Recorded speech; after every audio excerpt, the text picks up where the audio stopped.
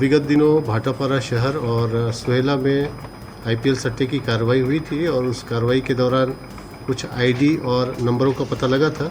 Cyber cell की team उस नंबरों को लगातार ट्रेस कर रही थी और इसी दौरान ज्ञात हुआ कि एक पूरा पैनल है वो दिल्ली में काम कर रहा है और दिल्ली में 2 अलग अलग ठिकानों पर साइबर सेल की टीम वहाँ पे दबिश दी और इसी पैनल से जुड़े जो ऑपरेटर थे और बुकी थे उनको पकड़ने में सफलता प्राप्त हुई और उनसे 7 लैपटॉप, लगभग 52 मोबाइल और करोड़ों के लेन देन का रिकॉर्ड, सिम कार्ड, उसके अलावा अकाउंट नंबर और भी बहुत सारे दस्तावेज प्राप्त हुए हैं। इन सभी का भी विश्लेषण किया जाएगा और शुरुआत में इसमें जू एक्ट की धाराएँ लगी हुई है, IT एक्ट की धाराएँ इसमें और भी आकर्षित होंगी और भी साथ ही भारतीय न्याय संहिता और टेलीकम्युनिकेशन एक्ट की धाराएँ भी इसमें आकर्षित होंगी, उसको भी लगाया जाएगा।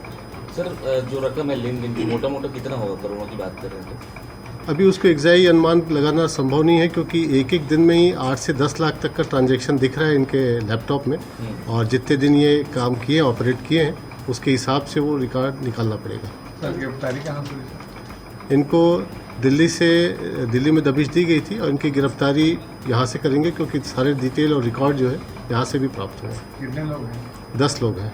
सर, इसमें हवाला का भी पैसा लगा हुआ है, ऐसा कुछ है क्या, मामला है क्या?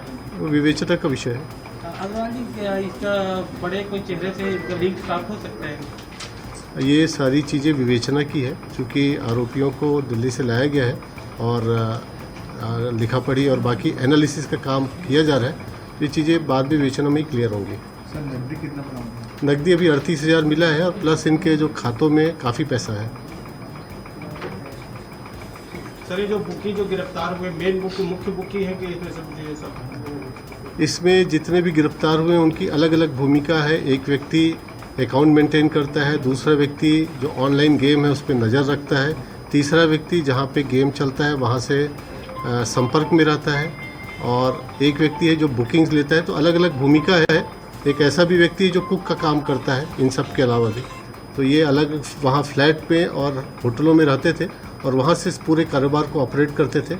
लिहाजा जो शुरुआती जानकारी शहर में और सुहेला में कार्रवाई उससे मिली और उसके बाद फिर लिंक को आगे बढ़ाया तो फिर दिल्ली से रेड किया। सर, सभी आरोपी कहाँ के रहने वाले, मूलतः कहाँ के रहने वाले? ये अलग अलग जगहों के हैं। इसमें भाटापारा शहर के भी 2 हैं, रीवा के 2 हैं, राजनांदगांव के हैं, जांजगीर के भी हैं, रायपुर के भी हैं।